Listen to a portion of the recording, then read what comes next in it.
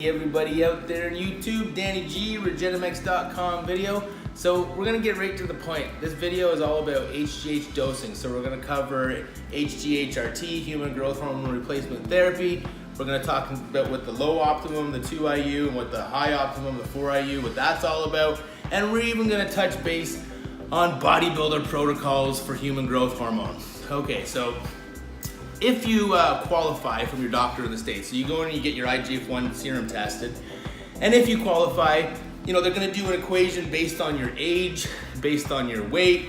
Basically, they're gonna figure out what they think that you should have, what's normal, say for whatever you are, a 55-year-old guy or whatever, and they're gonna give you something, I'd say between maybe a 0.5 of an IU and 1.5 IU, potentially more if you're carrying a lot of excess weight, because the scale changes. The more that you weigh, the more that you need, okay?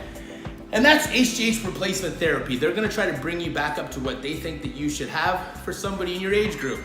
That's it. Now let's cover the 2 IU and the 4 IU, what that's all about. So when you've been doing your reading and you've been doing your homework, all about the human growth hormone and how to use it with the dosing, I'm sure you've came across the 2 IU and the 4 IU. What that is, like a good way to think about that is the 2 IU would be the lower level of acceptable IGF-1 in an adolescent, okay? And 4 IU would be about the upper echelon of acceptable IGF-1 in an adolescent. So back when we had optimal levels of this stuff naturally, okay, it was, on a scale between the 2 IU and the 4 IU. So nanograms per deciliter, let's talk about what that is. I should have talked about that a little bit with the HGH replacement therapy. So if you get your IGF-1 checked and you're about 90 nanograms per deciliter of IGF-1 in your blood, you're a little bit low. Anywhere around 100, you're a little bit low, okay? Any doctor would agree with me that you should be elevated a little bit more, okay? So back to when you're in your adolescence at optimal levels, you're at somewhere between a 300 and a 600 score, really. Okay, it's hard to tell what unless you had some data on yourself from way back then. Okay, but most people are in between that scale. And then as we get older, the human growth hormone drops off. It's just part of the aging experience. So you'll always be your biological age, but you can definitely be hormonally younger. So like when you're suffering because your hormones are low, okay, when you get you think you're depressed or you have no energy, you're lethargic and everything like that, and you're losing muscle and you're, an old frail man and you're trying to keep up with your trophy wife, you might, try to get your hormones looked at and maybe get them regular, because it'll ripple throughout your body in a positive way when your hormones are regular or, God forbid, optimized. Okay, so I hope I cleared up some of what the 2 IU and the 4 IU is.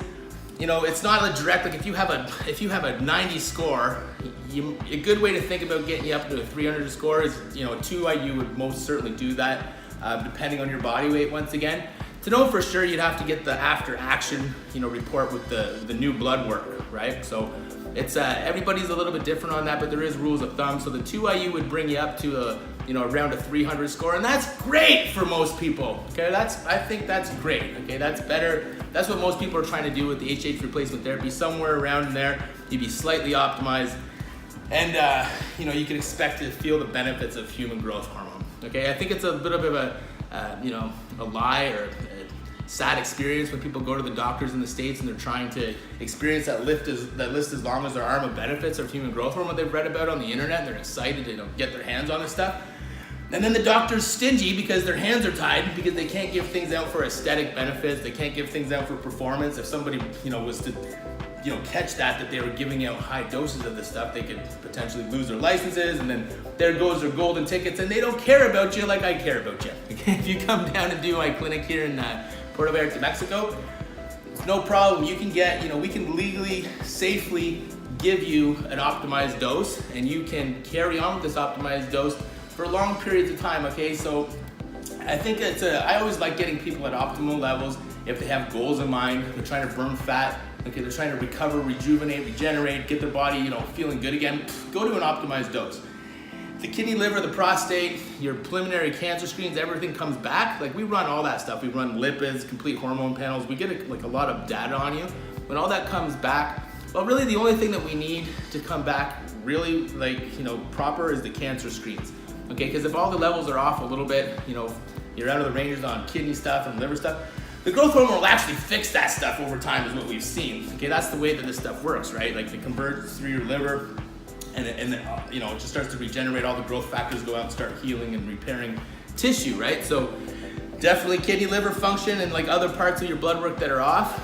We've seen that gets better over time with the human growth hormone. But if you do have any type of a tumoral process taking place, we're gonna have to, you know, think about maybe addressing your cancer issue, because we can't give you growth hormone if you have a tumoral process in place. It'll accelerate any tumoral process. So we run the cancer screens. We do, you know, it's a preliminary cancer screen, but if both of the alkaline phosphate and the lactate dehydrogenase come back with you're in the right ranges, you definitely do not have anything growing in your body. You don't have any crazy tumoral process taking place. So we do the cancer screens, everybody's covered. You're legally allowed to return home with up to 720 IU on your person, okay? That's a 50 dose unit is the way that the law is written, at the FDA law, if you go on their website.